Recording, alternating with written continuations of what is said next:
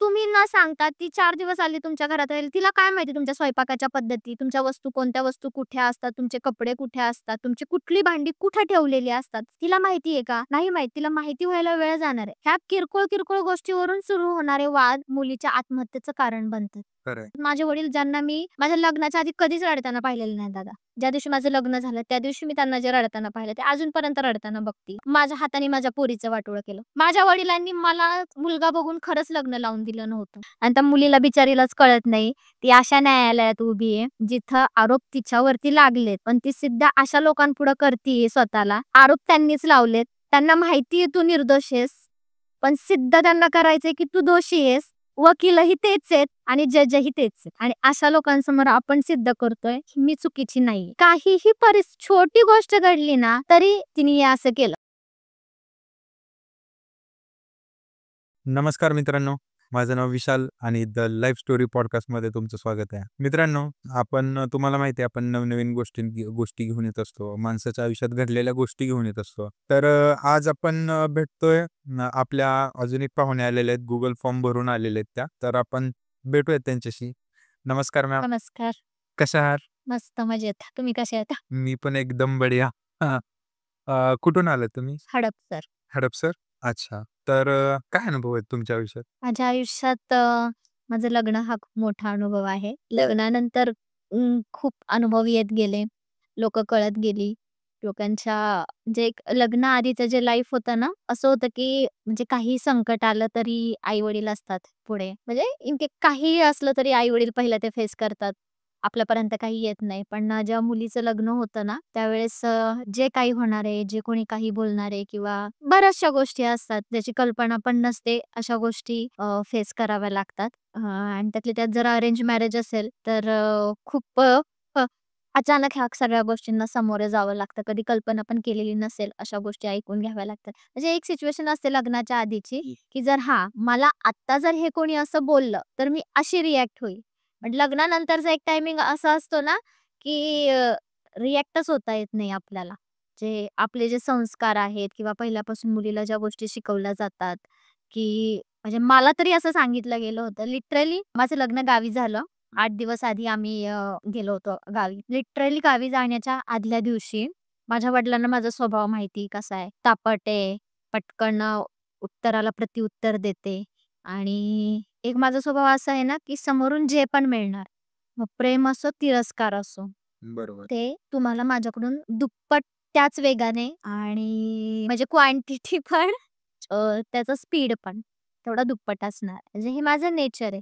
तर 8 दिवस आधी गावाला जाण्याआधी म्हणजे पप्पांना माहिती होतं, तर गावाला गेल्यानंतर त्यांच्या मागे लग्नाची खूप धावपळ असणार, गडबड असणार आणि लग्न ठरलं 6 महिने आधी लग्न ठरलं होतं. साखरपुडा वगैरे झाला होता. त्या 6 महिन्यातलं एकंदरीत समोरच्या लोकांचं वागणं, त्याच्यावरती माझ्याकडून जाणाऱ्या प्रतिक्रिया किंवा समोरची फॅमिली कशा पद्धतीची असणार आहे याचा थोडासा अंदाज वडिलांना आला होता. त्यांनी लिटरली रात्रीच्या 2-2:30 वाजेपर्यंत मला एकटीला घेऊन खूप गोष्टी समजून सांगितल्या होत्या, की "बाळा आता इथून पुढे असं चालणार नाही. उत्तराला प्रत्युत्तर देऊन जमणार नाही अजिबात."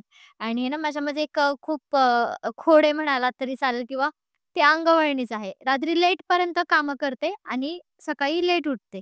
ही गोष्ट तर माझ्या वडिलांनी मला खूप जास्त समजून सांगितली, की "बाळा आता असं चालणार नाही. प्रत्येक वेळी उत्तराला उत्तर देऊन जमणार नाही. ऐकून घ्यायची कॅपॅसिटी वाढवावी लागेल." बरंच काही-काही समजावलं होतं आणि एक वॉर्निंग पण दिली होती, की तुझी कंप्लेंट नाही आली पाहिजे. अच्छा. हां, ही वडिलांनी मला वॉर्निंग दिली होती. पण आज माझे वडील स्वतः पस्तावतात किंवा पश्चाताप करत बसतात. त्यांना त्या गोष्टीचं खूप गिल्ट आहे. ते स्वतः म्हणतात मला, की "दीदी मी तुला हे नव्हतं सांगायला पाहिजे, की तुझी कंप्लेंट नाही आली पाहिजे किंवा तुझ्याकडून कंप्लेंट नाही आली पाहिजे." मला त्यांना ही गोष्ट पटवून द्यायला 7 वर्ष गेली. अरे बापरे! अ, 7 वर्ष झाली माझं लग्न होऊन. त्याच्या आधी 6 महिने आधी लग्न ठरलं होतं. लग्न असं ठरलेलं, की नाही का म्हणजे पाहुण्यांमधून होतं ते. तर जस्ट माझ्या आईला भेटायला म्हणून आले ते. 1 महिना आधीच आमच्या घराची वास्तुशांती झाली होती. हं. तर वास्तुशांतीला त्या लोकांना येता आलं नाही म्हणून एक भेट द्यायला म्हणून आले होते. पण ते डोक्यामध्ये ते ठरवूनच आले होते, की आपल्याला जायचंय तर आपण मुलगी बघायला म्हणूनच जातोय. मुलगी जर आपल्याला आवडली, हं. तर मग आपण पुढच्या गोष्टी म्हणजे पुढच्या गोष्टी बोलूयात. शक्यतो असं होतंच बरं का, की हां, कुणीतरी लग्नात जातं हां. आणि स्पेशली फक्त मुलगी बघायची किंवा मुलगा बघायचा आहे म्हणून एक एक वेगळा प्लॅन असतो. इव्हन आहे ना, तुम्ही बघाल तर घरात आहे ना, म्हणजे आता तरी सध्या हे प्रमाण खूप वाढलंय सर. एखाद्यांच्या घरात लग्नाची मुलगी आहे ना, तर इतर वेळी तुम्ही त्यांचे काय प्रॉब्लेम्स चालू आहेत किंवा काय चालू आहेत, तुमच्या कानावरती जरी आलं ना, की त्यांच्या घरात ते प्रॉब्लेम चालू आहेत किंवा ते खूप संकटात आहेत. अशा वेळी तुम्ही साधा त्यांना फोन कॉल करून सुद्धा विचारत नाही, की "बाळा तुझं कसं चाललंय? तू बरी आहेस का?" किंवा काय. आणि ज्यावेळेस त्यांची मुलगी वयात येते लग्नासाठी आणि त्यावेळेस तुम्हाला अचानक त्यांनी, "हां बाबा, तुम्ही खूप कष्ट केलेत, एवढ्या कष्टातून पोरांना वाढवलंय, पोरांचे तुमचे संस्कार खूप चांगले आहेत." म्हणजे हे माझ्या बाबतीत झालंय. असं करून मग तुम्हाला अचानक त्यांची आठवण होते आणि हे समोरच्या लोकांनी पण एक्सेप्ट केलं, की आम्ही आलो होतो तर त्यासाठीच आलो होतो, की आम्ही विचार करूनच आलो होतो, की हां, मुलगी बघायला जायचंय म्हणून. आणि नंतर मग इव्हन माझ्या वडिलांना जाताना सांगितलं गेलं, की आमचा मुलगा आहे आणि लग्न करायचंय, तर मग मुलगी बघा म्हणून. माझ्या वडिलांनी 2-3 स्थळं दाखवली आधी. तर समोरून रिजेक्ट केली गेली. ते समोर म्हणजे त्यांच्याकडूनच रिजेक्ट केली, की आणि नंतर मग माझ्या वडिलांना असं म्हणण्यात आलं, की इकडच्या-तिकडच्या मुली दाखवू नका. त्यांना आपली मुलगी आवडली, मग आपल्या मुलीबद्दल बोलायचं असेल तर बोला.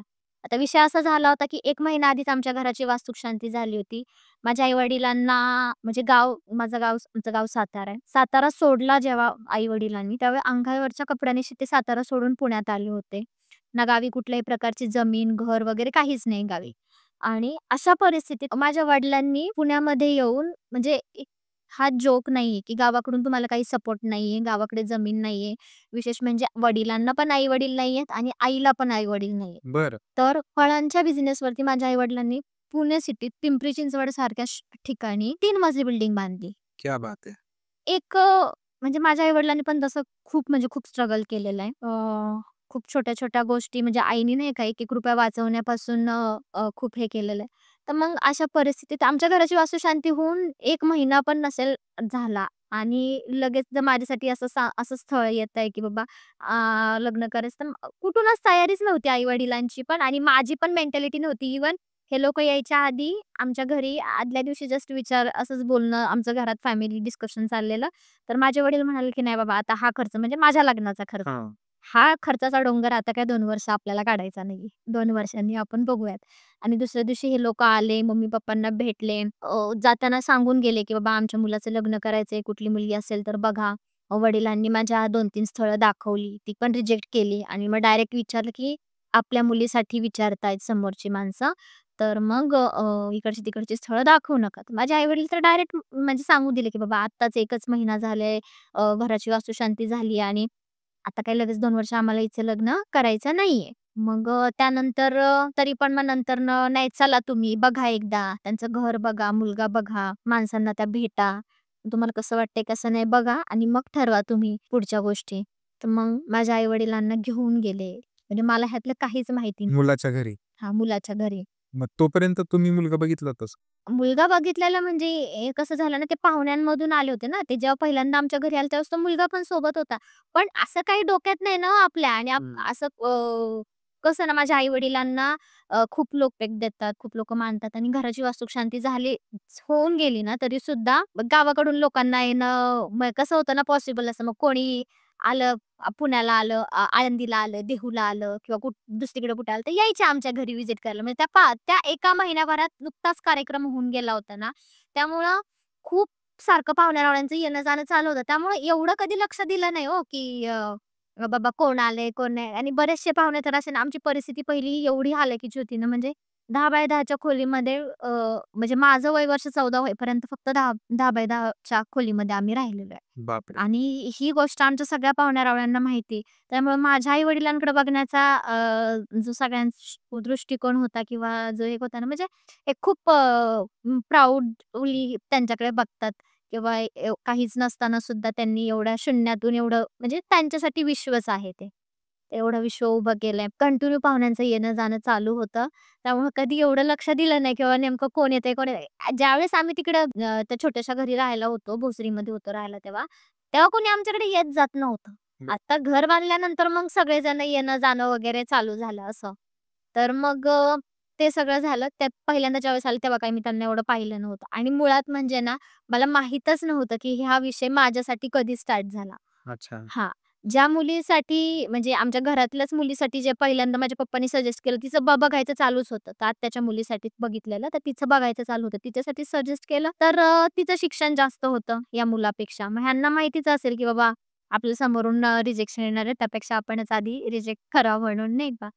तर मग त्यांनी नाही म्हणून सांगितलं आणि मग माझा विषय कधी चालू झाला खरंच मला माहिती नव्हतं. इव्हन त्या मुलाचा बायोडाटा वगैरे पण माझ्याच फोनवरती आला होता. त्यावेळेस तुम्ही काय करायचे? मी जॉब करत होते तेव्हा पण आणि किती वर्षाचे होते? 20 रनिंग होतं माझं. 20 रनिंग होतं. ओके. हां, 20 रनिंग नुकतंच लागलेलं मला. 20 रनिंग होतं आणि माझा विषय कधी स्टार्ट झाला ना मलाच माहिती नाही. माझे आई-वडील माझ्या परस्पर जाऊन त्या मुलाचं घर वगैरे बघून आले आणि त्यांचं घर पण एक चांगल्या लोकेशनला. पुणे सिटीमध्ये त्या मुलाचा 2 बीएचके फ्लॅट, गावाकडे पण घर आहे, जमीन वगैरे. हे सगळं बघून माझ्या आई-वडिलांनी काय विचार केला, की बाबा आहे, पर्मनंट आहे, नोकरी पण काही का होईना पर्मनंट आहे. इथं घर आहे, गावी घर आहे. माझ्या आईने म्हणजे माझ्या आईची तर तयारी नव्हतीच, पण तरी पण आईने पण नंतर असा विचार केला, की "अरे, आपलं लग्न झालं त्यावेळेस काहीच नव्हतं. आपल्याला किती स्ट्रगल करायला लागलं. आपल्या मुलीला लग्न करून जाते, तर ॲट घर तरी स्वतःचं हक्काचं मिळतंय. एवढं चांगल्या पॉइंटला आहे, मुलगा वेल सेटल आहे, मुलाचे वडील चांगल्या नोकरीला आहेत, मुलगा नोकरी करतोय पर्मनंट आहे." हे सगळा विचार करून ते लग्न जमवलं आणि लग्न करताना, जमवताना असं होतं ना, आम्हाला काहीच नकोय. आम्हाला नारळ आणि मुलगी दिलीत ना, तरी बास आहे. अच्छा. हे शब्द आहेत आणि हे खूप मुलींच्या बाबतीत होतं सर. हो, खरं आहे. खूप. मुलगी बघायला जातात ना जेव्हा, त्यावेळेस हेच असतं वाक्य, "काही नको आम्हाला. नारळ आणि मुलगी द्या." जोपर्यंत ते लग्न होतंय ना, त्या दिवसापर्यंत इनडायरेक्टली खूप साऱ्या डिमांड्स कंप्लीट करून घेतल्या जातात. अच्छा. खूप साऱ्या डिमांड्स म्हणजे आपल्याला पण कळत नाही बरं का सर. बरोबर आहे. आता जसं की बस्ता बांधायचा असेल, तर तुम्ही एवढं घ्या, तुम्ही तेवढं घ्या. हां. असं मानपान झालं, हे झालं, ते झालं. खूप साऱ्या गोष्टी नाही, नाही म्हणता माझ्या वडिलांनी पण 5 ते 6 लाख रुपये खर्च करून लग्न करून दिलं. मी दोष कुठलाच देत नाही आई-वडिलांना. भले मला त्यावेळी लग्न करायचं नव्हतं. पण खूप तुम्हाला लग्न का नव्हतं करायचं? माझं स्वप्न होतं सर, की मला होतं म्हणजे इव्हन आहे अजून मी फॅशन डिझायनर आहे. त्यावेळेस माझं स्वप्न होतं. मी नुकताच आय-टी-आय केला होता फॅशन डिझायनिंगमध्ये आणि त्याच बेसिसवर ते इंटर्नशिप करत होते मी. ओके. माझं स्वप्न होतं, की मला स्वतःचं बुटीक स्टार्ट करायचं आहे. डिप्लोमा करायचा होता फॅशन डिझायनिंगमध्येच. म्हणजे पुढचं शिक्षण घेऊन करियर सेट करायचं होतं. तर त्यामुळे नाही का मला नव्हतं करायचं लग्न.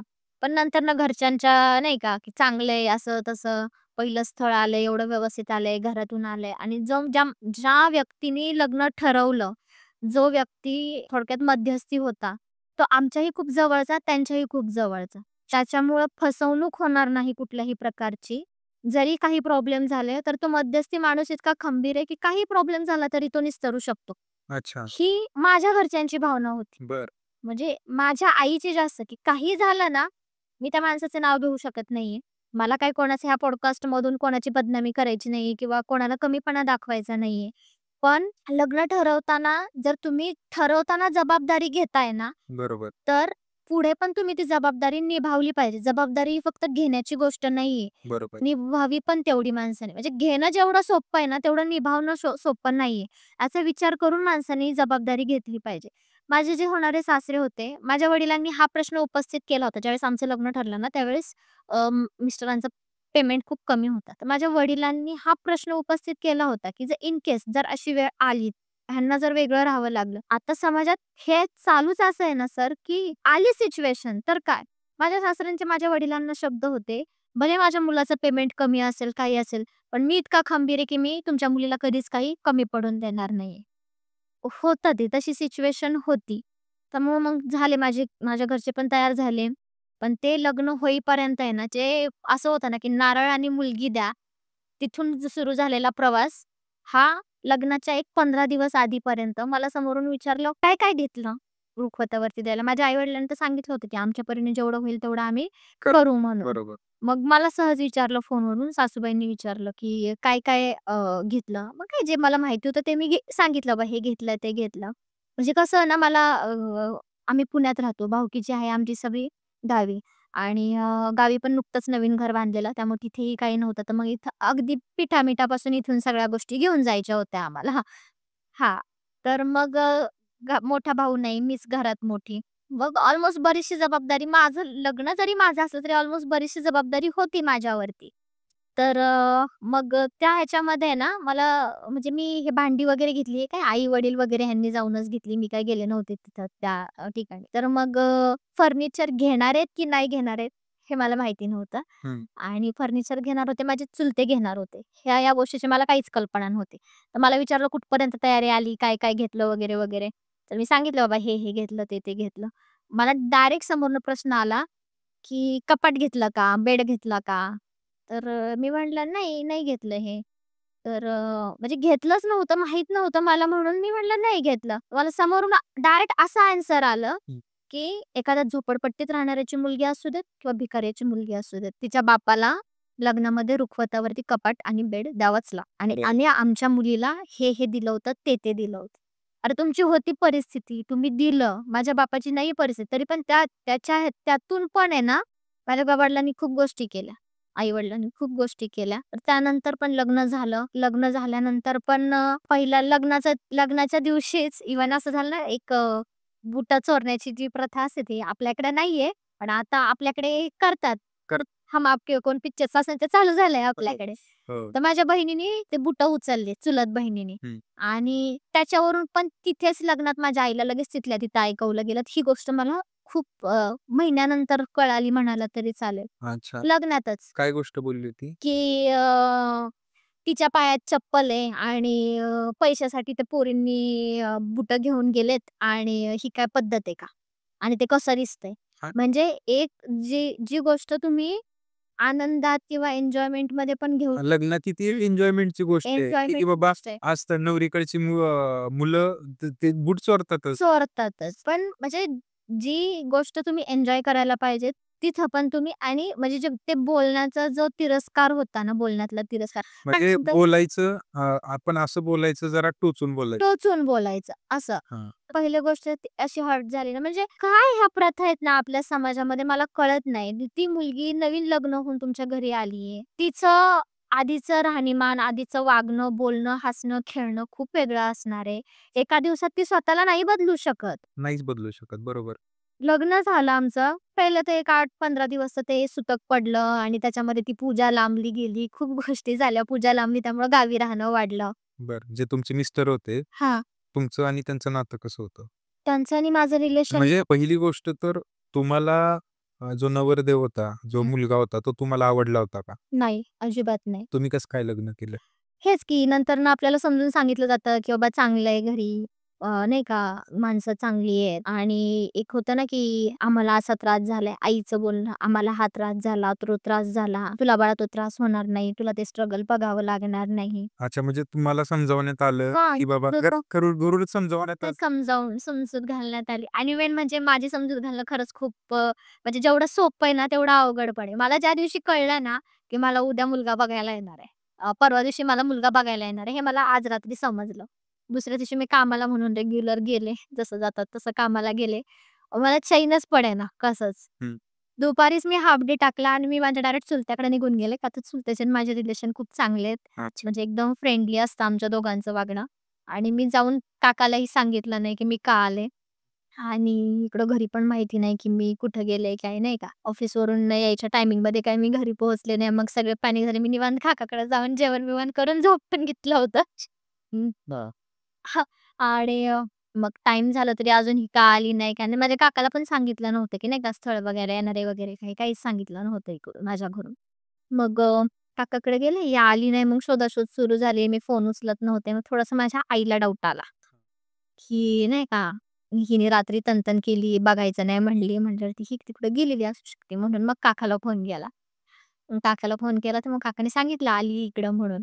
मग सगळं काकाला सांगितलं, की असं झालं, तसं झालं आणि उद्या पाहुणे येणार आहेत. मग ही आता त्यांना बोलवलंय तर खरं आणि ही तुमच्याकडे आलीये आणि जर ऐन टायमिंगला पोरीला तिथं उभं नाही केलं तर म्हणजे नाही का, तिला म्हणावं नंतरनं काय असेल ते बघू, पण बघायचा तरी कार्यक्रम होऊ दे. रात्रभर त्याच्यावरती परत काकांनी मला समजून सांगितलं आणि मग त्या टायमिंगला ज्यावेळेस ते पाहुणे येणार त्याच्या 10 मिनिटं आधी हार्डली आम्ही पोहोचलो असन. बघण्याचा कार्यक्रम झाला. तिथंच माझ्या वडिलांची घाई चालू. दोघांना आम्हाला समोरासमोर घेतलं. पसंत आहे का सांगा? आणि पहिल्यांदाच मला मुलगा बघायला आला होता हं. आणि म्हणजे पहिलाच तो पाहण्याचा कार्यक्रम होता, बघण्याचा कार्यक्रम. म्हणजे खूप घाई झाली, खूप घाई झाली. होकार देईपर्यंत ना प्रचंड घाई झाली. माझ्या आई-वडिलांकडूनच. म्हणजे ती वेळच तशी असते ना, की नाही का सगळं गडबडीचं चाललेलं आहे आणि आपला होकार असू दे किंवा नकार असू दे, नाही का, त्यावेळेस आपलं म्हणजे सुधरतच नाही, सुधरतच नाही की काही. काय बरोबर आहे हं. आणि काय चुकीचं आहे ना, आपल्यालाच कळत नाही, की मी आता ह्या सिच्युएशनला काय केलं, काय कारण बाईने जातो लिटरली, की बाबा जे चाललंय ते घडू द्या. आपण घडू पण द्यात. त्यात इन्व्हॉल्व इन्व्हॉल्व. होऊन जातं आणि खूप पोरींच्या बाबतीत ना हेच घडतं, की आपल्यालाच समजत नाही आणि मुळात म्हणजे ते वयच काय असतं हो, 19 आणि 20 या वयात एवढं भले 18 वर्ष असं म्हणतात, की 18 वर्षांनी संज्ञान होतं, पण नाही लक्षात येत आणि त्यात पहिल्यांदा ह्या गोष्टी असेल ना, तर खरंच नाही समजत. मग ते सगळं झालं, बघण्याचा वगैरे कार्यक्रम झाला आणि ज्यावेळेस माझे वडील विचारत होते ना, की मला विचारलं, "तुला मुलगा पसंत आहे का?" आणि त्यांना पण विचारलं, "तुम्हाला पसंत आहे का म्हणून मुलगी?" तर तिथं आम्ही दोघांनी हो म्हणून टाकला. तर समोरासमोर म्हणजे नाही कसं आपण म्हणणार ना, की नाही आवडले म्हणून आणि मला नंतर कळालं, की ज्यांनी लग्न ठरवलं ना, ते आमच्या पण खूप क्लोज होते. म्हणजे खूप मला पण बरंच ओळखत होते ते माझा स्वभाव. तर त्यांनी ऑलरेडी सांगूनच आणलेलं, हं. की तुम्ही एक प्रश्न विचारलात, तर मुलगी समोरून 10 प्रश्न विचारेल. अच्छा. तुम्ही म्हणजे ते काका ऑलरेडी बोलले होते त्या हां. त्या लोकांना. ते जे कोणी होते ज्यांनी लग्न ठरवलं ना, त्यांनी तिकडे कल्पना देऊन आणलं होतं त्यांना, की मुलीचा स्वभाव असा-असा आहे. आणि त्या मुलाने लिटरली मला एकही प्रश्न विचारला नाही. का तर त्याला माहिती होती की त्याच्या वडिलांना किंवा हं. जे पण लोक त्यांच्या घरातली बघलेला माहिती असेल. की हां, हिला एक प्रश्न विचारला, तर ही 10 प्रश्न मला काहीच विचारलं नाही. आणि माझं असं होतं की अरे विचारा मला काहीतरी म्हणजे मला माझं पुढचं विचारता हं. त्यातून पण ज्यावेळेस ते लोकं जायची गडबड चालू झाली, कारण मला शिकायचं होतं. मी करियर ओरिएंटेड आहे तर आहे. मी मान्य करते. कदाचित माझं हे वाक्य बऱ्याच जणांना खटकू पण शकतं. आहेत अजून समाजात आपल्या तसा विचार करणारी लोकं. तर त्या गडबडीत पण मी त्यांना म्हणजे जे आमचे पार्टनर पप्पांचे घरामध्ये जे पार्टनर आहेत, पार्टनरशिपमध्ये आहे त्यांचं घर. तर त्या मामांना मी म्हटलं, "मामा मला विचारायचंय, मला बोलायचंय त्या मुलाशी." समोरून त्या लोकं मला काहीच बोलले नाही. त्यामुळे मला पण काही बोलता आलं नाही एवढ्या सगळ्या लोकांच्यात, 15-20 लोकांच्यात. मग त्यांनी त्यांच्या घरात घेऊन गेले मला आणि मग ते नवरदेवाला पण घेऊन आले. तर लिटरली ज्यावेळेस मी त्यांच्याशी बोलत होते ना, तर त्यांच्या घरच्यांची एवढी हे झाली होती, की असं कसं मुलाला घेऊन गेले साइडला बोलायला. बरं. तिथून पण म्हणजे झालं त्यातून लग्न झालं. लग्न झाल्यानंतर पण किरकोळ गोष्टींमध्ये नाही का म्हणजे लग्न झाल्यानंतर म्हणजे पहिल्या दिवसापासूनच त्रास चालू झाला, की हां, लग्न झालं तो दिवस एक वेळ ठीक आहे जाऊ द्या, पण दुसऱ्या दिवसापासूनच चालू झालं होतं. हो का म्हणजे खूपच जोरात सगळ्यात हसतीये, म्हणजे जे चुलत सासू-सासरे वगैरे असे लोकं असतात ना, बाबा खूपच जोराने हसतीये, पटकनच उठतीये, पटकनच बसतीये अच्छा. आणि अ, अ, एक तुम्हाला सांगते कदाचित हा किरकोळ वाटू शकतो. पण लग्न झाल्यानंतर 8 दिवसामध्ये समोरून मला पण समजते, की ही परिस्थिती खूप किरकोळ आहे. पण अचानक अशी भेटलेली वागणूक, ज्याला ती वागणूक भेटते ना, त्याला ती खूप हर्ट करते आणि जी गोष्ट आता एखादी गोष्ट माझ्यासोबत घडते ना सर, त्या गोष्टीने होणारा त्रास किंवा ते माझं हृदय कितपत दुखावतंय ना, त्याची तीव्रता फक्त मलाच कळणार आहे. समोरच्याला भले ती गोष्ट किरकोळ वाटेल, पण त्याचा होणारा त्रास माझ्यापेक्षा जास्त दुसऱ्या कोणाला नाही समजू शकत आहे. बरोबर. आम्हाला देवाला जायचं होतं देवदर्शनाला. मग आता घरात खूप पाहुणे-रावळे होते, तर अंघोळांना उशीर झाला होता. तर माझे केस ओले होते. तर मी ते असं क्लचर लावलं आणि खाली मोकळी केस सोडली. तर त्याच्यावरून पण नाही का, एकदम असं माझे केस ओढून क्लचर लावलं. हां, म्हणजे ते नंतर ना त्याला थोडंसं असं नाही का, जेव्हा मी बोलले ना, की मला ही गोष्ट हर्ट झाली आणि माझं काय होतं ना, लगेच चेहरा उतरतो. एखादी गोष्ट दुखावली ना मनाला, वाईट वाटलं, तर लगेच ते माझ्या चेहऱ्यावरती रिफ्लेक्ट होतं. तर ते दिवसभर माझं वागणं, आम्ही देवाला गेलो तरी पण माझं वागणं वगैरे म्हणजे सगळ्यांसोबत असं होतं ना, की जसं काय मी तुम्हाला ओळखत नाहीये आणि मला तुमच्याशी बोलायचं नाही. हां, ते लगेच सगळ्यांना जाणवत होतं. मग ज्या व्यक्तीने ते केलं ना, तिने नंतर माझी भले समजूत घातली, की "अगं ते झालं माझ्याकडून गडबडीत, पण माझं इंटेन्शन तुला दुखावण्याचं नव्हतं" वगैरे झालं. मी पण तिथं ती गोष्ट लगेच सोडून दिली. दुखावले होते पण सोडून दिली. त्याच्यानंतर आम्ही पूजा वगैरे झाली. आम्ही पुण्याला यायला निघालो, तर माझ्या नंदेचा मोबाईल सापडत नव्हता. हं. आणि आम्ही निघाल्यानंतर 1-2 स्टॉप घेतले होते. नंदेच्या घरी पण थांबलेलो. म्हणजे रस्त्यातच नंदेचं गाव आहे. तर नंदेच्या घरी पण थांबलेलो. नंतर नाश्ता करायला पण थांबलेलो. तर तिथे नंदेचा मोबाईल सापडत नव्हता. त्यांचं असं झालं, की त्यांनी लॉक लावताना त्यांच्या आईच्या हातात दिला मोबाईल आणि सासूबाईंनी काय केलं, गाडीत बसताना फोन ठेवला आणि फोनवरती पर्स ठेवली. अच्छा. आणि नंतर तो फोन सापडत नव्हता. तर नंतर असं झालं ना, की शोधला फोन खूप सापडेनाच आणि नंतर मग गाडीतून उतरताना, की पर्स खाली फोन सापडला सासूबाईंच्या. तर नंतर तो पण ब्लेम माझ्यावरतीच आला, अच्छा. की तूच लपवून ठेवलाय. हां, तूच लपवून ठेवला होता. बापरे! म्हणजे 8च दिवस झाले होते लग्नाला. हं. मग घरातली कामं वगैरे पण करायला लागायची? किंवा म्हणजे ऑब्व्हियसली ऑब्व्हियसली करायला प्रत्येकाची लागतातच कामं कामं, पण कसं असतं माहिती का सर, नवीन ठिकाणी ॲडजस्ट व्हायला वेळ जातो. ल मुलींचा? हां, मुलीचाच नाही, मुलगा असो किंवा मुलगी असो. तुम्ही विचार करा ना, आपली झोपायची जरी जागा बदलली, तरी आपल्याला झोप लागत नाही त्या ठिकाणी. आणि त्या मुलीला तर पूर्ण तिच्या पोशाखापासून सगळं बदललेलं असतं. जी मुलगी रोज जीन्स आणि टॉप घालून फिरते किंवा चुडीदार वगैरे काहीतरी असं असं घालून फिरते जी मुलगी आणि तिला जर दिवसभर किंवा 24 तास साडीत हातभर बांगड्या घालून जर तिला राहायचं असेल, तर ती वैतागलीच. वैतागणारच आहे ती सुरुवातीच्या काही काही दिवसांमध्ये. बरं वैतागणार आहे, पण तो वैताग दाखवायचा पण नाहीये. अच्छा. म्हणजे एक फक्त चेहऱ्यावरती हसायचं नाटक करायचं आणि घरात हसायचं नाटक करायचंय असं म्हटलं तरी हरकत नाही. म्हणजे नवीन लोकं आहेत. म्हणजे आता विचार करा ना, आपण एखाद्या अनोळखी ठिकाणी गेलो, तर आपल्याला प्रश्न असतो, तहान लागली, पण आपण थोडंसं पाणी मिळेल का? किंवा भूक लागली, तर आपण डायरेक्ट त्यांच्या घरात जाऊन हाताने घेऊन तर नाही ना जेवण करू शकत. बरोबर. काही खायला मिळेल का? हे नाटक. हे हे सगळं असतं. हं. आणि अशा सगळ्या परिस्थितीत अरेंज मॅरेजमध्ये हेच होतं ना, की अचानक त्या मुलीला तुमच्या घरी यायचंय, तर तिचा ड्रेस कोड पासून सगळ्या गोष्टी बदललेल्या असणार आहेत. ती नॉर्मली तुमच्या घरामध्ये नाही वावरू शकत लगेच. तुम्हाला थोडंसं तिला समजून घ्यावं लागणार आहे. बरोबर. पण तुमचं असं असतं, की तुम्हाला तिला समजून घ्यायचं नाहीच आहे. उलट तुमच्या अपेक्षा आहे, की तिनेच समजून घेतलं पाहिजे. आणि बरं नुसतं समजून पण घेतलं ते तर झालंच, समजून घेणं राहिलं बाजूलाच. पण तुम्ही न सांगता ती 4 दिवस आली तुमच्या घरात राहिली. तिला काय माहिती तुमच्या स्वयंपाकाच्या पद्धती, तुमच्या वस्तू कोणत्या वस्तू कुठे असतात, तुमचे कपडे कुठे असतात, तुमची कुठली भांडी कुठे ठेवलेली असतात. तिला माहिती आहे का? नाही माहीत. तिला माहिती व्हायला वेळ जाणार आहे. ह्या किरकोळ गोष्टीवरून सुरू होणारे वाद मुलीच्या आत्महत्येचं कारण बनतात. खरं आहे. ही प्रकरणं पाहिली आहेत आपण. तुमची भाजी करण्याची पद्धत तिला माहिती आहे का? नवीन आहे ती तुमच्या घरामध्ये. मग आम्ही आधी मोहरी टाकतो. तू आधी जिरंच का टाकलं? किंवा आम्ही आधी कढीपत्ता टाकतो, तू मोहरीच का टाकली? काय लॉजिक आहे ह्या प्रश्नांचा? हे लॉजिक हे लॉजिक नाहीच आहे. पण हा प्रश्न अरेंज मॅरेज होणाऱ्या 99% मुलीला प्रश्न फेस करावा लागतो सर स्टार्टिंगलाच. वाद सुरू होतात ना, इथूनच होते. माझं मिक्सरचं भांडं इथं असतं. तू तिथं का ठेवली? इथून सुरू होतात हे प्रश्न आणि याच्यातून जी हॅरेसमेंट होते ना, किरकोळ गोष्टीतून सुरू होणारी भांडणं, हीच आत्महत्येपर्यंत नेऊन पोहोचवतात त्या मुलीला. थोडंसं समजून घ्या. मान्य आहे 2 वेगळ्या-वेगळ्या घरातले कल्चर आहेत. वेळ वेळ तर द्यावा लागणार आहे ना. ओके. त्यावेळेस माझी अपेक्षा होती, कोणी नाही बोललं तरी चालेल, हं. पण त्या माणसाने बोललं पाहिजे.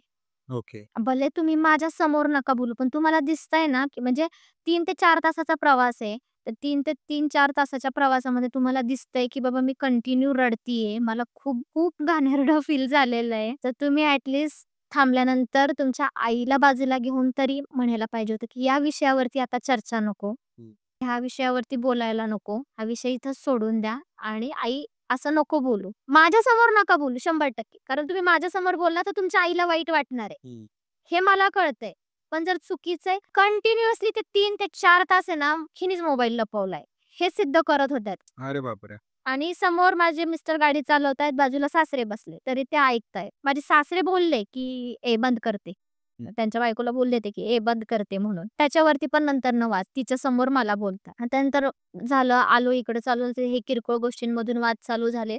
त्या माणसाचा कुठल्याच गोष्टीत स्टँड नव्हता. कुठल्याच गोष्टीत जबाबदारी घ्यायची नाहीये. म्हणजे एक असतं ना आता मी लग्न करताना मी जी स्वप्न बघितलेली ना, की बाबा हा मुलगा असा असेल किंवा मला असं अशा पद्धतीने प्रोटेक्ट करेल, एखादं संकट आले तर हा मला प्रोटेक्ट करेल आणि माझी जी स्वप्न आहेत, मला फॅशन डिझायनिंगचा डिप्लोमा कंप्लीट करायचा आहे आणि मला पुढं बुटीक टाकायचंय किंवा मला जॉब करायचा आहे. ह्या गोष्टींमध्ये मला तो सपोर्ट करेल. पण ज्या वेळी त्या सिच्युएशन्स येत गेल्या ना, प्रत्येक वेळी मला विरोधच होत गेला. मी ज्यावेळेस त्यांना लग्नाच्या आधी बोलले होते, की मला डिप्लोमा करायचा होकार दिला. पण डिप्लोमाला ॲडमिशन पण असं घेतलं ना, की खूप कन्व्हिन्स करावं लागलं मला त्यांना, खूप कन्व्हिन्स. ज्यांनी लग्न ठरवलं होतं त्यांना मध्यस्थी करावी लागली किंवा त्यांना सांगावं लागलं. मग त्यांनी मला डिप्लोमाला ॲडमिशन घेतलं. म्हणजे सांगताना एक सांगितलं गेलं आणि नंतरनं वागताना खूप आढेवेढे घेतले. झालं त्यातून पण डिप्लोमा कंप्लीट झाला. त्याच्यानंतर 1 वर्ष म्हणजे वारंवार असं असायचं घरात काही किरकोळ वादावादी झाले की सासूबाईंचं,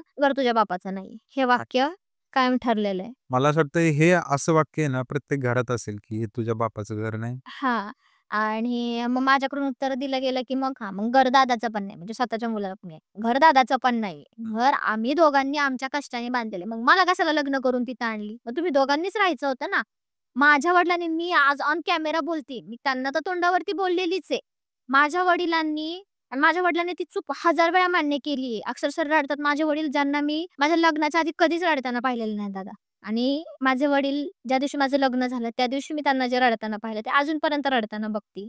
अजूनपर्यंत त्यांना त्यांच्या त्या निर्णयावरती खूप पश्चाताप होतो, खूप रिग्रेट होतो. इतकं गिल्टी फील करतात ना ते स्वतःला, की मी माझ्या हाताने माझ्या पोरीचं वाटोळं केलं. माझ्या वडिलांनी मला मुलगा बघून खरंच लग्न लावून दिलं नव्हतं. प्रॉपर्टी बघून. मुलाचं घर, गावाकडे शेती, गावाकडचं घर आणि मुलाच्या वडिलांची नोकरी. मुलाच्या वडिलांची नोकरी. नोकरी. ते पी-एम-टीमध्ये कंडक्टर होते. त्यांना चांगला पेमेंट वगैरे होता. ते सगळं बघून माझ्या वडिलांनी लग्न लावून दिलं. माझं सगळ्या मुलींच्या आई-वडिलांना हे सांगणं आहे, की त्या मुलाचं आणि तुमच्या मुलीचं एकमेकांना समजून घेणं कुठपर्यंत मॅच होतंय ना, ते बघा आणि मग लग्न लावा. आत्ताची परिस्थिती खूप बदललेली आहे. म्हणजे की आता तुम्ही आई-वडिलांच्या पैशांवरती किंवा आई-वडील किती मोठे आहेत हे बघून तुम्ही जज करूच शकत नाही, की बाबा चला ह्यांच्या घरचं चांगलं आहे, बंगला आहे, गाडी आहे. जिथं बंगला आहे, गाडी आहे, पण तिथं सुखच नाही, तर तुम्ही तिथं जाऊन राहून तरी करणार काय? तुम्ही लिटरली असं वाटतं, की तुम्ही एसीच्या जेलमध्ये गेल्यासारखं झालं ते थोडं. झालं. आता तुम्ही विचार करा ना, की त्यांच्याकडे पण फोर व्हीलर होती. माझं लग्न झालं, मला बघायला आले त्यावेळेस फोर व्हीलर होती. मला हे नंतरनं कळलं. माझ्या लग्नाच्या आधी 5-6 महिने आधी त्यांनी फोर व्हीलर घेतलेली. का तर त्यांचं लग्नच ठरत नव्हतं. त्यांचं लग्नच ठरत नव्हतं. त्यांच्या पाहुण्या-रावळ्यांमध्ये मुली असून त्यांना मुली देत नव्हते. अच्छा. हां. मला एक विचारायचंय, आता तुम्ही 7 वर्ष संसार केला ना हं, एकत्र? हं. पण हे 7 वर्ष जर गेलं असेल, कधीतरी प्रेमाच्या गोष्टी झाल्या असतील किंवा अंडरस्टँडिंग झाली असेल, समजूतदारपणा झाला असेल. अ, नवऱ्याचं तुमच्यावरती प्रेम होतं का? आणि दुसरी गोष्ट किंवा असं पण असू शकतं, की बाबा तुम्ही त्यांना पण समजून घेण्याचा प्रयत्न केला का? किंवा काय दोन्ही बॅलन्स होण्याचा प्रयत्न केला का तुम्ही? म्हणजे खूप जास्त प्रयत्न केला. म्हणजे ज्यावेळेस असं किरकोळ गोष्टी व्हायच्या, मी माहेरी जायचे, परत माझ्या घरचे मला समजून पाठवायचे. इव्हन स्टार्टिंगला तर असं होतं, की म्हणजे खूप आता तुम्हाला एक गोष्ट सांगते, जसं की त्यांचे पूर्ण दात चेंज केलेले आहेत. ही गोष्ट आम्हाला मिस्टरांचे. हां, ते त्यांच्या म्हणजे त्या प्रेग्नन्सीच्या टायमिंगला काहीतरी प्रॉब्लेम झाला होता. त्याच्यामध्ये त्यांच्या दातांवरती परिणाम झाला गोळ्या औषधांचा आणि ते दात त्यांचे वाटतं पूर्ण लाल होते, तर ते पूर्ण चेंज केलेले आहेत. बरं. गोष्ट मोठी नाहीये. हं. मी काय म्हणते मोठी नाहीये. संसार होणार नाही या गोष्टीमुळं अशातला भाग नाहीये. पण ट्रान्सपरन्सी असणं गरजेचं आहे. सांगणं गरजेचं होतं तुम्ही की लपवलंय. बरं ठीक आहे, ती नंतरनं गोष्ट समजल्यानंतर पण की बाबा खरं सांगायला पाहिजे होतं आम्ही, पण आम्ही नाही सांगितलं. चुकलं आमचं. बरोबर. हे वाक्य तुमच्याकडून अपेक्षित होतं. तुम्ही सारवासारव करताय. नाही सांगितलं काय झालं मग तो काय फरक पडतो सांगितलं नाही तर आणि आम्हाला नाही महत्वाचं वाटलं. मग तुमचीच उलटी उत्तरं. ते पण झालं, ते पण सोडून दिलं. त्याच्यानंतर म्हणजे समजा एखादी अशी खूप साऱ्या सिच्युएशन्स अशा आल्या ना, की जिथं मला त्यांची गरज आहे. तर तिथे ते कधीच उभे नव्हते, कधीच. जसं की आता तुम्हाला सांगते माझ्या बाळाचं हॉस्पिटल झालं. आम्हाला एक 5 वर्षाचं मूल पण आहे. मूल होईपर्यंत ना मला 1 वर्षानंतर प्रेग्नन्सी राहिली. पण एक 6 महिन्यातच चालू झालं, की डायरेक्ट विचारायचे घरातून, "तुम्ही काय मेडिसिन घेताय का? किंवा तुम्ही जाणून-बुजून राहून देत नाहीये का बाळ?"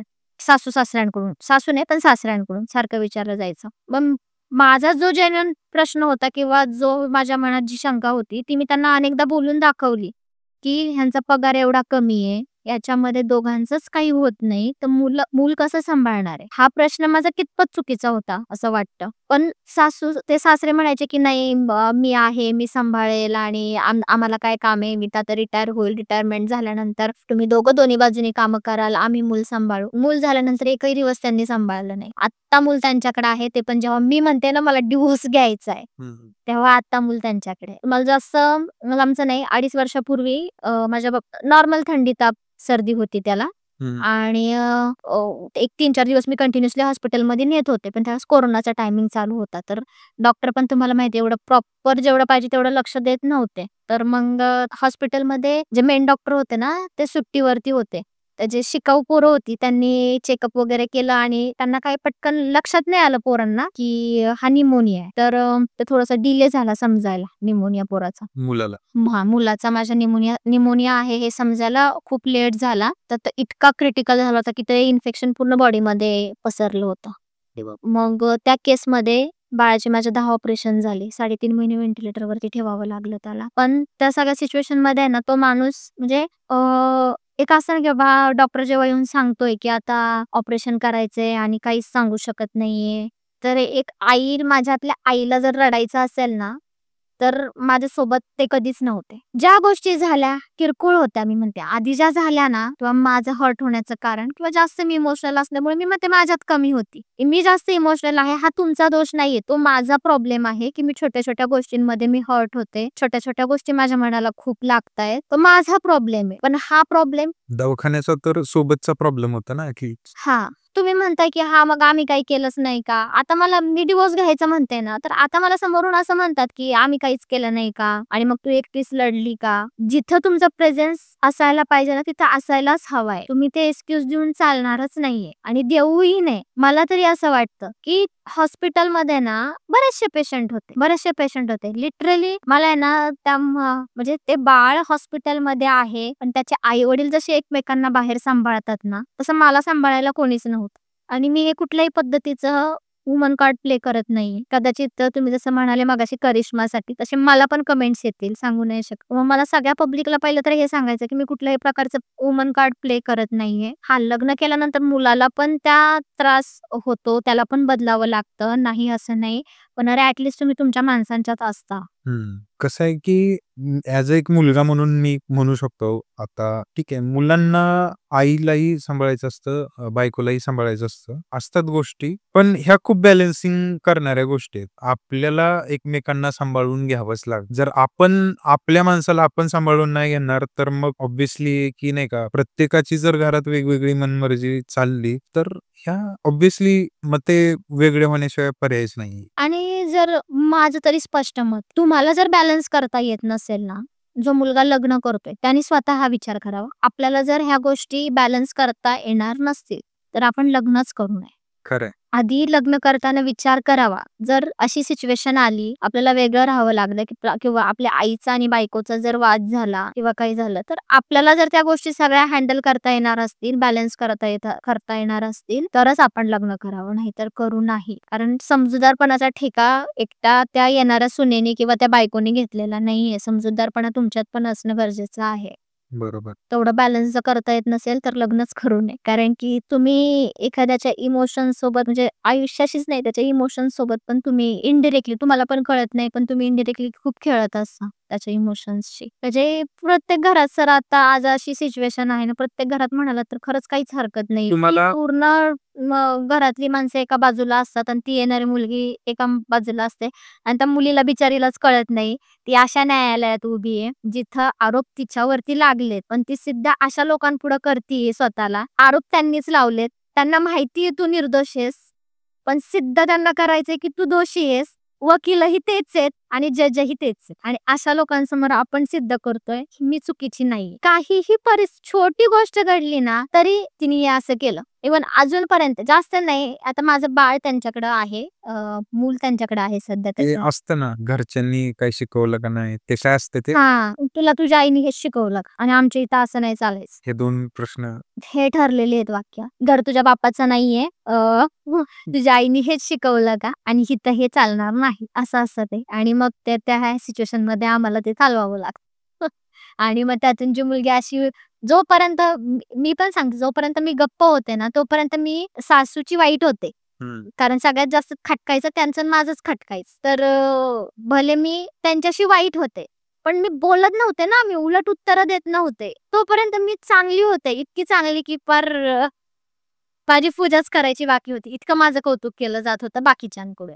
पण ज्या दिवशी मी आवाज काढला, त्या दिवशीपासून मी सगळ्यांचीच वाईट झाले. आणि इतकी वाईट झाले, की आता ज्यावेळेस मी हा डिसिजन शुअरली घेतला, इतके दिवस काय झाले ना, आता मी 4 महिने झाले पूर्णपणे मी वेगळी राहतीये, सेपरेट राहतीये. आता 4 महिने? आता रिसेंट 4 महिने झाले. याच्या आधी पण ज्यावेळेस माझ्या बाळाचं हॉस्पिटल झालं ना, त्याला डिस्चार्ज झाला त्याच्यानंतर मी काही तिकडे गेले नाही. मी डायरेक्ट माझ्या आईकडे गेले. 7 ते 8 महिने आई-वडिलांकडे राहिले. तेव्हा पण विचार केलेला, की नाही राहायचं सोबत, डिव्होर्स घ्यायचा आहे आणि इव्हन फायनल झालेलं तेव्हाही त्यांना तसं सांगितलं. पण तेव्हा पण तर नाही का तो एक रडून वगैरे, "नाही बाबा आता तू म्हणशील तसं मी राहीन, तसं वागेल मी. आपण व्यवस्थित राहू, सोबत राहू आणि इथून पुढे काहीही सिच्युएशन असली तरी मी तुझ्यासोबत उभा असेल." ह्या याच्यावरती मी 8 महिने सेपरेट राहून परत त्यांच्यासोबत गेले. परत त्यांच्याकडे गेले. त्याच्यानंतर आता पुन्हा आम्ही 1.5 वर्ष एकत्र राहिलो. पण या 1.5 वर्षात त्यांचं वागणं जे आहे, ते आहे. जसं होतं तसंच आहे. काहीही फरक नाही. माझ्या बाळाचं हॉस्पिटल झालं तुम्हाला सांगते त्या हॉस्पिटलच्या टायमिंगमध्ये आहे ना, जवळपास 30-35 लाख रुपये खर्च झाला पोराच्या ट्रीटमेंटसाठी. तर त्यांच्या कंपनीतून एक 7-8 लाखाचा मेडिक्लेम झाला. त्यांच्या आई-वडिलांनी काही एक 2-2.5 लाख रुपये दिले असतील. पाहुण्या-रावळ्यांकडून जे काही झाली ते मदत. म्हणजे एकंदरीत तुम्ही असं पकडा 15 लाख रुपये त्यांच्याकडून झाले मी म्हणते. बरं. मग त्यांची बहीण, त्यांचे पाहुणे-रावळे वगैरे 15 लाख तेवढे झाले नाहीत, पण मी म्हणते चला 15 लाख. तेवढं त्यांच्या पाहुण्या-रावळ्यांकडून हेल्प झाली. माझ्या आई-वडिलांनी कुठं सोनं मोड, काय कर, असं सगळं करून 2-3 लाख रुपये तिकडनं झाले. आणि वरचा जो सगळा खर्च झाला ना किंवा जो जो काही तिथं हॉस्पिटलला बिल गेलं, ते खरंच परमेश्वराची कृपा. लिटरली डोनेशन मागून दिवस-रात्र अक्षरशः माझी सिच्युएशन आहे ना, ती फक्त माझ्या वडिलांनी बघितली का तर 1 ते 2 रात्री माझे वडील माझ्यासोबत राहिले असतील. कंटिन्युअसली मी वेड लागल्यासारखं माहिती रील स्टारला किंवा ज्यांचे Instagram हा प्रकारच माहिती नव्हता मला. हं. मी माझ्या ह्याच्यामध्ये इतकी मग्न होते ना, माझ्या संसारामध्ये म्हणा किंवा ज्या गोष्टी काही अनस्टेबल आहेत त्या स्टेबल करण्यामध्ये, बाळामध्ये इतकी व्यस्त होती, की Instagram हा प्रकारच मला माहिती नव्हता. हॉस्पिटलच्या टायमिंगला मला तो Instagram प्रकार माहिती झाला. दिवस-रात्र आणि मी 3.5 महिने ना असं खाली झोपले नाही पाठण टाकून. हॉस्पिटलमध्ये अशीच 3.5 महिने झोप लागली तरी तिथलं तिथंच आणि उठलं की लगेच फोन Instagram ऑन. कुणाची आयडी चांगली आहे त्यांना मेसेज कंटिन्यू करत राहायचे. अशी आशा-आशाची अरे हा नाही आता तरी मेसेज बघन, मग तरी मेसेज बघन. लिटरली कधी-कधी तर आहे ना रील स्टार बघायला लाईव्ह येतात रात्रीचे कधी-कधी. व ते काहीतरी करत असतील तर लाईव्हला जातात. बरोबर. त्या लाईव्हमध्ये लोकं जे त्यांना टाकतात ना, किंवा तू छान दिसतेस किंवा कुठे आहेस किंवा काय. मी माझं बाळाचं हे टाकायचे, की प्लीज मला रिप्लाय करा. मी तुम्हाला मेसेज केलेला आहे आणि तुम्ही सीन केला नाहीये. तो मेसेज प्लीज सीन करा. मला तुमची मदत पाहिजे. आणि मला देवाने खूप साथ दिली. खूप साऱ्या रील स्टारनी मला खूप मदत केली. इव्हन आता तुमचा पण आयडी खूप स्ट्राँग झालाय. तर मला ह्या पॉडकास्ट थ्रू त्या लोकांचे खरंच आभार मानायचे आहेत. तसं मी पर्सनली पण आभार मानण्याचा खूप प्रयत्न केला, पण मला काही भेटलं समोर भेटून कोणाला त्यांना थँक यू म्हणता नाही आलं. पण तुम्हाला माहिती असेल आशिमिक म्हणून एक लावणी सम्राट आहेत, मुंबईचे आहेत ते, ठाण्याचे. बरं. काय नाव त्यांचं? आशिमिक, आशिमिक नाव आहे. त्यांनी सुरुवात त्यांच्याकडून झाली खरं तर. तुम्ही त्यांना धन्यवाद करू हां, शकता. आशिमिक म्हणून आहेत. त्यांना पण मी खूप मेसेज केले होते, पण आता त्यांचे फॉलोअर्स एवढे लोकं त्यांना मेसेज करत असतात. कोणाकोणाला रिप्लाय करणार ते. तर ते रात्रीचे 1:30 वाजता लाईव्हला आले होते. त्यांचा लावणीचा कार्यक्रम संपला होता आणि ते लाईव्हला होते. मी त्यांना कंटिन्यू मेसेज करत होते लाईव्हला. त्यांनी रात्री 1:30 वाजता मला त्यांनी बघितलं आणि बाळाची सिच्युएशन वगैरे बघितली. मग त्यानंतर त्यांनी त्यांच्या स्टोरीला वगैरे टाकलं. एकदा नाही, 3 ते 4 वेळा त्यांनी त्यांच्या स्टोरीला टाकलं, की हेल्प करा म्हणून इथे. मग तिथून पण मला खूप डोनेशन आलं होतं. त्याच्यानंतर माऊ म्हणून एक आयडी आहे बघा, त्या पुण्याच्याच आहेत. त्यांची टीमच आहे. त्याच्यामध्ये आकाश नावाचा मुलगा आहे, बनी आहे, आदित्य सातपुते ज्याची A7 म्हणून फ्रँचायझी वगैरे आहे. ह्या सगळ्यांना म्हणजे त्यांनी ते माऊनी कन्व्हिन्स केलं, की "अरे तुम्ही ॲटलीस्ट एका दिवसासाठी तरी स्टोरी ठेवा." त्या लोकांनी काय स्वतःहून मला कॉन्टॅक्ट नाही केला, पण त्या माऊनी पाहिलं होतं अच्छा. व्हिडिओ कॉल करून, की खरंच बाळ हॉस्पिटलमध्ये आहे का वगैरे. मग तिने पण स्टोरी टाकली आणि त्या लोकांना पण कन्व्हिन्स केलं. त्याच्यानंतर सौरभ भोसले म्हणून आहेत, जे आता खूप गाजवतायत बघा. त्यांचे शो कॉमेडियन आहेत, स्टँड कॉमेडी करतात. हो, राइट. सातारचेच आहेत ते. अच्छा. त्या दादांनी पण खूप हेल्प केलेली. म्हणजे खूप सारे मला पहिले तर 15 दिवस मी नुसती मेसेज करत होते. मला कोणाचा रिप्लाय येत नव्हता आणि काहीच नाही. पण त्याच्यानंतर मला दुसऱ्या महिन्यामध्ये चांगला रिस्पॉन्स भेटला. चांगलं म्हणजे झालं. काही जी काही मदत होईल पूर्ण रील स्टार फॅमिलीनी रील स्टार फॅमिलीने खूप हेल्प केली मला, खूप हेल्प केली. खरंच थँक यू सो मच सगळ्यांचे. मी प्रत्येकाला पर्सनली मला खरंच इच्छा आहे मला भेटण्याची, पण माहीत नाही तो योग कधी येईल. पण त्यांच्याकडून खूप हेल्प झाली. आमच्या इथले नगरसेवक होते, त्यांनी पण खूप हेल्प केली. म्हणजे तो खर्चच असा एवढा मोठा होता ना, अवाढव्य होता, की कोणा 30 लाख एका आणणं म्हणजे जोक नाहीये. हां, एका माणसाला तो खर्च एका व्यक्तीने तो खर्च करणं इम्पॉसिबल आहे. भले तो करोडपती असला तरी तो काय त्याची प्रॉपर्टी विकून आपल्याला मदत करू शकत नाही. एवढा हरिश्चंद्र तर कोणी नाहीये जगामध्ये. पण ते जे म्हणतात ना थेंबे थेंबे तळे साचे, तशातून माझ्या बाळाची ट्रीटमेंट झाली आणि आज जर तुम्ही त्याला पाहिलत ना, तर तुम्ही म्हणणार पण नाही, की नाही का ह्याचे 10 ऑपरेशन झालेत. देवाची तेवढी कृपा खूप मोठी कृपा झाली माझ्यावरती. तर या सगळ्या सिच्युएशनमधून जाऊन पण मी त्याच्या वडिलांना बाळाचा विचार करून संधी दिली. आपण राहूयात, मुलासाठी तरी एकत्र राहूयात. मुलाचा विचार करूनच एकत्र राहायला गेले मी त्यांच्याकडे आणि तोपर्यंत असं झालं होतं ना, त्याची ट्रीटमेंट ज्यावेळेस झाली, मी माझ्या आई-वडिलांकडे आले राइट. तर मी घरात बसून नाही राहिले. का तर मी काही लोकांकडून पैसे उसने घेतले होते. मी घेतले होते म्हणलं होते देणं जबाबदारी माझी आहे. याची मला पूर्ण जाणीव होती. तर मी लगेच 4 दिवसामध्ये मी माझं काम चालू केलं.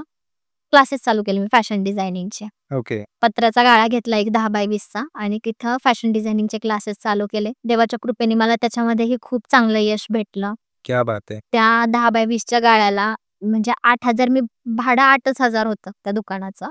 ते 8,000 भाडं भरू शकेल की नाही या महिन्याचं या शंकेने मी दुकान चालू केलं. पण मला रिस्पॉन्स एवढा चांगला भेटला की 2 महिन्यामध्ये मी त्या गाळ्याला 1.5 ते 2 लाखाचं 1.5 लाखाचं तर फर्निचरच केलं होतं. क्या बात है! वाह! देवाची तेवढी कृपा खूप चांगली झाली माझ्यावरती. मग त्याच्यानंतर मी लगेच 1 वर्षभर गेलं की मी परत दुसरं दुकान टाकलं. Oh wow! दुसरं दुकान ते पण माझं चांगलं चालू होतं. ही दोन्ही दुकानं मोशीमध्ये टाकलेली मी. अच्छा. मग दोन्ही दुकानं चांगली चालू होती माझी. माझ्या लाईफमध्ये ना म्हणजे एक म्हणता ना देव आपल्याला सगळं देऊन पण बघतो आणि घेऊन पण बघतो, की तुम्ही कोणत्या परिस्थितीत कसं वागताय. बरोबर आहे. म्हणजे ह्या गोष्टी 2.5 वर्षामध्ये इतक्या पटापट घडत गेल्या. तिसरं दुकान पुन्हा मी पिंपरी चिंचवड, पिंपरीमध्ये मेन मार्केटमध्ये मी तिसरं दुकान टाकलं. 500 स्क्वेअर फीटचं होतं ते दुकान. घरामध्ये ह्या सगळ्या हेक्टिक गोष्टी चालू होत्या. पिंपरीत जे तिसरं दुकान टाकलं होतं, त्या दुकानाचं डिपॉझिट ₹1,00,000 होतं. भाडं ₹50,000 होतं आणि माझ्या ह्या आधीच्या दुकानाचं एकाचं भाडं होतं ₹14,000 आणि एकाचं होतं ₹8,000. हे माझ्या आवाक्यात होतं. पण ही जी तिसऱ्या दुकानाची मी उडी मारली होती ना, ती माझ्या थोड्याशा आवाक्याबाहेरची होती. पण मी असा विचार केला होता, की केल्याशिवाय तर समजणार नाही आपल्याला आपली कुवत किती. त्यात घरामध्ये हे सगळं असं आम्ही सोबतच होतो त्यावेळी. तर घरामध्ये हे सगळं असं प्रेशर होतं, की ते दुकान माझं तिसरं जे दुकान होतं त्याच्याकडे मला लक्ष नाही देता आलं आणि त्या सगळ्या सिच्युएशनमध्ये ॲट अ टाईम मी तिन्ही दुकानं बंद केली. बापरे! जिथे मंथली मला माझ्या कारागिरांचे पेमेंट मला ₹1.5 लाख करायला लागायचे. ते एकंदरीत एवढं म्हणजे अचानक त्या 2 महिन्यामध्ये एवढी डाऊन आले मी, की आता जिथं जॉब करते ना मी, म्हणजे विचारही नव्हता केला, की मला जॉब करायचं. फक्त एवढंच होतं, की मला तिथून बाहेर पडायचं होतं. का तर मी जर तिथून बाहेर पडले नसते, तर मी डिव्होर्सचा विचार कधीच करू शकले नसते. म्हणजे कधी-कधी एक असतं ना, की आपण जोपर्यंत आपला कम्फर्ट झोन सोडत नाही ना, तोपर्यंत आपण पुढे पण जात. बरोबर. तर तशातली गोष्ट घडली माझ्या बाबतीत. ज्यावेळी मी दुकान बंद केलं किंवा मला वाटतंय दुकान बंद करायची चालूच होता माझा विचार. हडपसरमध्ये जे मार्केटिंग माझं इन्स्टा पेज वगैरे जे हँडल करायचे ना, त्या सरांसोबत माझी मीटिंग होती. मग त्यांच्याकडे गेले होते मी. तर असंच बोलता-बोलता मग त्यांना सांगितली सिच्युएशन हे सगळं असं-असं चालू आहे. तर मग त्या सरांनी मला विचारलं, म्हणे "बाळा तू आता जे जे पण काही केलंयस ना तू ह्या 2 वर्षामध्ये किंवा जो काही कमबॅक केलास, तो आज सगळे लोकं तुझ्याकडे बघून म्हणतात नाही का कमबॅक असावा तर अपूर्वासारखा." क्या बात है! म्हणजे अशा कमेंट्स आहेत माझ्या Instaवरती, की कमबॅक असावा तर अपूर्वासारखा आणि हे फक्त मी नाही म्हणत आहे. म्हणजे मी असं स्वतः एक गर्वाने नाही म्हणत आहे. पण अशा लोकांनी मला दिलेल्या प्रतिक्रिया आहेत. तर मग ते सर मला म्हणले, की "अपूर्वा असं लोकं तुझ्याकडे बघतायत आणि तू जर अचानक ॲट अ टाईम तिन्ही दुकानं बंद केली, तू करणार काय आहेस पुढं?" म्हणलं, "सर माहिती नाही, पण आता करणार तर हे जे केलं ना ह्याच्यापेक्षा काहीतरी मोठं करणार." माणसाने म्हणतात ना नेहमी आशावादी असावा आणि मी कायम आशावादी राहते. तर ते सर म्हणले, की "तू काय करणार आहेस?" वगैरे म्हणलं, "आता तर हे बघा इथून तर पहिलं बाहेर पडायचंय. इथं राहायचं नाही. कुठल्याच परिस्थितीत मला आता इथं राहायचं नाही. काहीही झालं तरी." अगदी ते म्हणले ना त्यांची सगळी प्रॉपर्टी माझ्या नावावरती करतो. तरी मला इथं राहायचं नाही. इथून बाहेर पडायचंय. मग बाहेर पडून तर मी बघेल थोडे दिवस जॉब करेल आणि पण परत ते पुन्हा मला बिझनेस. एक विचारायचंय, हां. बाहेर पडणं तेवढं सोपं असतं का? अजिबात नाही. खूप अवघड असतं. खूप अवघड. कसं काय म्हणजे काय ती गोष्ट आहे, की माणसाला त्या गोष्टींमधनं बाहेरच पडता येत नाही? पहिलं तर असतात मुलीचे आई-वडील, मुलीची फॅमिली. त्यात पाठीमागे जर एखादा लहान भाऊ, लहान बहीण असेल तर अजूनच अवघड, की तुम्ही जर असं डिसिजन घेतलं तर त्याचं लग्न कसं होणार? हे खूप टफ असतं, की म्हणजे माझं जे होईल ते होईल. पण माझ्यामुळे जर माझ्या घरच्यांना त्रास होतोय, माझ्या आईला त्रास होतोय, वडिलांना त्रास होतोय, माझ्या भावाला त्रास होतोय, त्यांच्या फ्युचरचा जर प्रश्न आहे, तर मग त्यातून मार्ग काढणं खूप अवघड जातं. बरोबर. त्याच्यानंतर असतं, की तुमचा समाज तुमच्याकडे समाजाचा पाहण्याचा दृष्टिकोन. ज्यावेळेस मुलगी म्हणते ना मला डिव्होर्स घ्यायचा आहे. तर मी सांगते मी तिथून बाहेर पडायच्या आधी वर्ष दीड वर्ष आधी मी मंगळसूत्र, जोडवी, बांगड्या, सिंदूर जे काही सौभाग्याचं लेणं म्हणतो आपण ते पूर्ण सगळं घालणं किंवा तो शृंगार करणं मी बंद केलं होतं. तर पहिलं तर मला माझ्या आईकडूनच झालं, की "तू हे घाल" म्हणून. तिच्याकडूनच पहिलं हे असा त्रास झाला, की "तू घालत नाहीस तर तोपर्यंत तू माझ्यासोबत बोलू नको." पण माझ्या मनामध्ये त्या प्रत्येक गोष्टीसाठी ना खूप जास्त रिस्पेक्ट आहे. किंवा त्या प्रत्येक गोष्टीला देवाने खूप अर्थ दिलेला आहे. म्हणजे ह्या ज्या गोष्टी आपण मंगळसूत्र घालते बाई, सिंदूर लावते, जोडवी घालते, हा जो शृंगार करते, ह्या सगळ्या शृंगारामागं ह्या आत्ता तयार केलेल्या गोष्टी नाहीयेत ना, ह्या आपल्या सनातनी धर्माच्या देवांपासून चालत आलेल्या गोष्टी आहेत. खरंय. तर त्या प्रत्येक गोष्टीला देवाने काहीतरी म्हणण्यापेक्षा खूप मोठा अर्थ दिलेला आहे. हां, बरोबर आहे. तुम्ही ज्याच्या नावाचं मंगळसूत्र गळ्यात घालताय, तो जर तुमचा फास बनत असेल, तर मग त्या मंगळसूत्र घालण्याला अर्थ आहे का? आणि तुम्ही तेवढा रिस्पेक्ट पण देत नाही. आता तुम्ही म्हणाला मी तोंडावरती सांगते, मी नाही देऊ शकत त्या माणसाला तेवढा रिस्पेक्ट. तर मग मी ते मंगळसूत्र का घालायचं? फक्त जगाला दाखवण्यासाठी.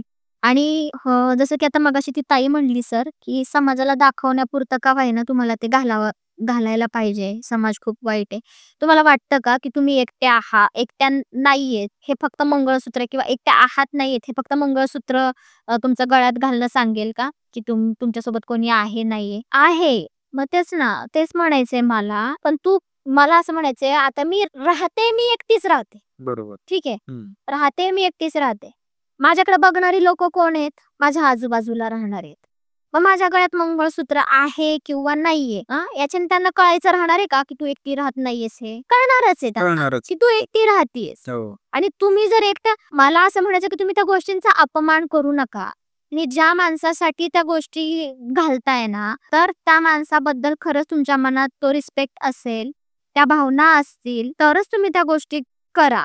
आणि जर तुमच्या मनात भले तुमचं लग्न झालंय, पण त्या माणसाला तुम्ही रिस्पेक्टच देत नाहीये किंवा त्याच्याबद्दल चांगल्या भावना नाहीयेत तुमच्या मनामध्ये, मग तुम्ही त्या गोष्टी नका घालू. त्या गोष्टींचा अपमान आहे, त्या वस्तू नाहीयेत नुसत्या, त्याच्यामध्ये काहीतरी पॉवर आहे. देवाने काहीतरी त्या प्रत्येक वस्तूला मंगळसूत्र असू द्यात, सिंदूर असू द्यात, तुमच्या कपाळावरची टिकली असू द्यात किंवा पायातलं जोडवं असू द्यात. त्या प्रत्येक गोष्टीला देवाने काहीतरी वरदान दिलेलं आहे. तेव्हा त्या गोष्टी तेव्हापासून आजपर्यंत चालत आलेल्या आहेत. आणि जर आपण त्या गोष्टीला ज्या माणसासाठी करतोय त्याचा जर तुम्ही रिस्पेक्ट करत नाहीये, अपमान करताय, तर ते नका घालू. कारण माझ्याकडून होत होतं. मी सांगितलं ना तुम्हाला, मला जसं समोरून येणार ना, त्याच्या दुपटीने मी रिएक्ट होत होते. माझ्याकडून मी खूप वेळा त्या व्यक्तीचा खूप वेळा अनादर केलेला आहे, खूप वेळा अपमान केलेला आहे भांडणामध्ये. त्यामुळे मी त्या गोष्टी घालणं सोडून दिलं आणि मला नाही वाटत, की मी त्या काही चुकीचं केलंय. त्याच्यातून होणारा जो हा समाजाचा त्रास आहे ना, माहिती माझं मॅरिड लाईफ लग्न झाल्यापासून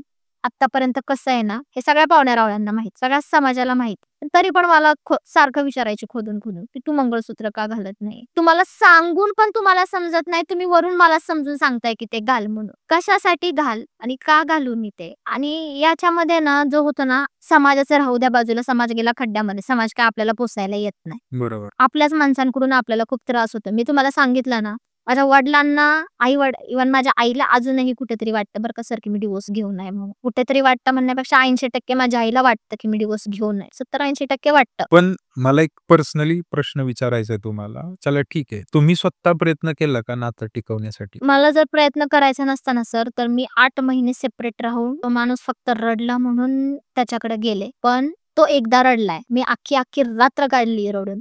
पण तरी सुद्धा त्यांचं लक्ष नसायचं, की बाबा ही रडतीये, ही आज उपाशी आहे. लग्न म्हणजे काय आहे माहितीये का? न बोलता पण एकमेकांना समजलं पाहिजे, की हर्ट झालाय माणूस एवढं तर कळतं. खरंच. समोरच्या माणसाचा चेहरा सोबत राहतोय, लग्न हां. झालंय म्हणजे कळतं, की बाबा हर्ट झाला. हर्ट तू झालंय. कधी काय पण हे हर्ट कशामधून झालंय ना, हे न सांगता कळालं पाहिजे. आणि माझ्या त्यांच्याकडून कधीच त्यांना मी इव्हन तुम्ही म्हणालात हे जे काही पॉडकास्ट आहे, जी काही चर्चा आहे, ज्यावेळेस तुम्ही टाकाल ना Instaवरती, त्यावेळेस मी स्वतः माझ्या स्टोरीला टाकणार आहे. का तर आतापर्यंत सगळ्या पाहुण्या-रावळ्यांना माहिती झालंय, की मी डिव्होर्स घेतीये. हं. पण कोणाची हिंमत होत नाहीये मला विचारायची डायरेक्ट, की "तू डिव्होर्स घेतीयेस का? आणि का घेतीयेस?"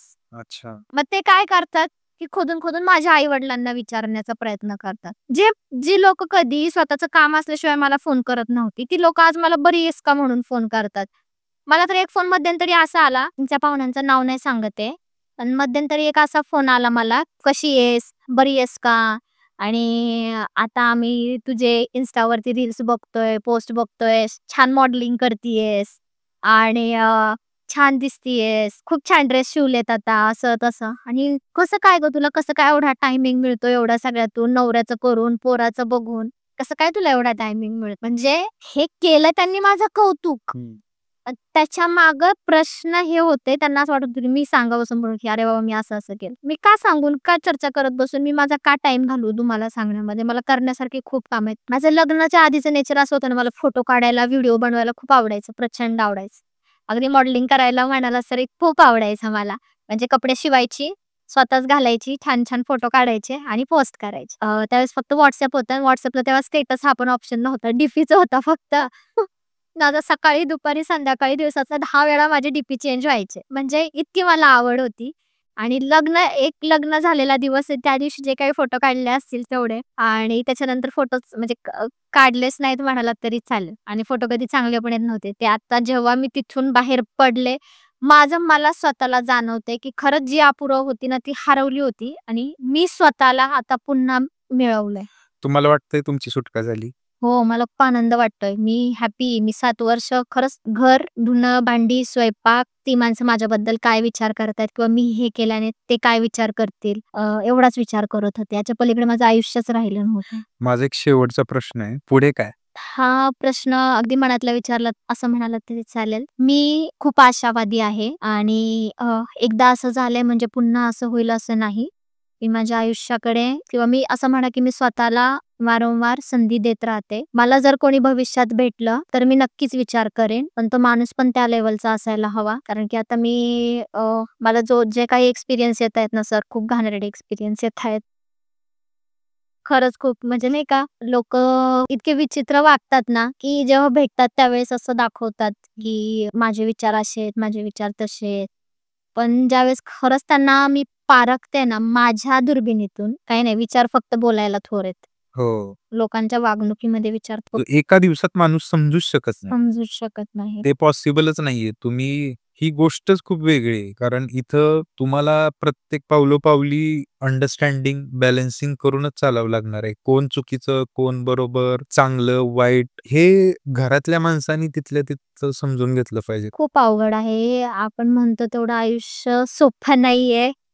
खूप म्हणजे जोपर्यंत आपण आई-वडिलांच्या छत्रछायेखाली आहोत, तोपर्यंत सगळं सुंदर आहे. पण मला अजून एक विचारायचंय, तुम्ही तुमच्या मिस्टरांना अजून प्रेम करता का? अजिबात नाही. जे मिस्टर आहेत ना, आता जास्त नाही 1 महिनाभरापूर्वी आमचा फोन झाला, की ते रडले फोनवरती. "असं नको करू, डिव्होर्सचा विचार नको करू, बाळाचा विचार कर आणि आपण सोबत राहूयात." पण मला खरंच नाही वाईट वाटलं. म्हणजे मी जोपर्यंत तुमच्यात अडकलीये ना, तोपर्यंत मला अडकून ठेवा. कारण माझ्या मनामध्ये किती प्रेम आहे ना किंवा कोणासाठी पण हे फक्त माझ्या वडिलांनाच माहीत. 7 वर्ष राहिलीये. 7 वर्ष मी प्रयत्न केलेत. तर मी किती प्रयत्न केले असते. जिथं प्रेम नव्हतं, लग्न ठरवताना जबरदस्तीने लग्न ठरवलं गेलं होतं. तर अशा माणसासोबत जर मी 7 वर्ष सोबत काढली, मी आज 1 किंवा 2 दिवसात विचार नाही केला डिव्होर्सचा. हां, पहिल्यांदा तुम्ही माझी केस ओढली आणि क्लचर लावला आणि मग त्यावेळेस जर मी म्हणते मला डिव्होर्स घ्यायचा, तर 100% मी चुकीची आहे. पण 7 वर्ष संसार करून आज मी म्हणते ना मला डिव्होर्स घ्यायचा आहे. तुम्ही विचार करा सर, जिथं ₹1.5 लाख रुपये पेमेंट देत होते मी, तिथं आज मी 18,000 वरती नोकरी करणं हा उपाय निवडला. आता मी जिथं जॉब करते ना, तिथं मला पेमेंट फक्त ₹18,000 पण माझ्या परमेश्वराची, सद्गुरूंची कृपा माझ्यावरती एवढी आहे, की माझं टॅलेंट बघून किंवा माझा प्रामाणिकपणा बघून ते फॅशन डिझायनिंग इन्स्टिट्यूट आहे, INSD नाव आहे. म्हणून मी जॉबला म्हणून त्यांच्याकडे जॉइन झाले. त्या सरांनी मला राहायला घर वगैरे तिथं बघून दिलं सगळं. त्यांनी माझं टॅलेंट बघून, माझा प्रामाणिकपणा बघून आणि इव्हन माझ्याकडे जे काही माझं शॉप्स केलेलं मटेरियल जे माझ्या फ्लॅटवरतीच होतं घरी, ते सगळं बघून त्यांनी मला अशी ऑफर दिली, की अपूर्वा आपण बुटीक स्टार्ट करूयात का पार्टनरशिपमध्ये?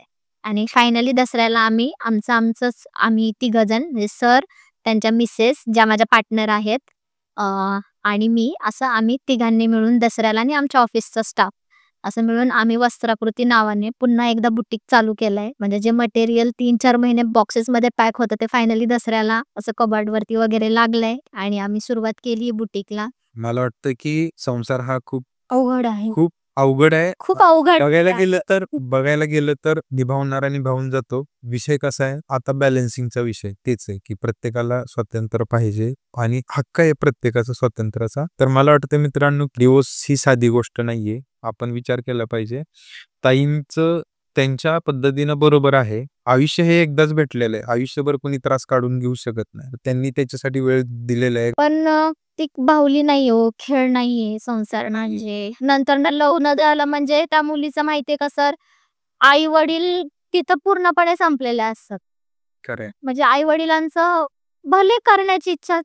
आता तुम्ही सांगा एखाद्या गरिबाची मुलगी असेल आणि देताना सगळं चांगलं बघून दिलंय. आजही अशा मुली आहेत, की ज्या त्रास काढतायत, की देताना खूप गरीब आहेत आई-वडील. आई-वडिलांनी मुलगीचं चांगलं व्हावं म्हणून कर्ज काढून पोरीचं लग्न करून दिले आणि आज मुलगी ती फक्त धुणं, भांडी, मुलं आणि घर.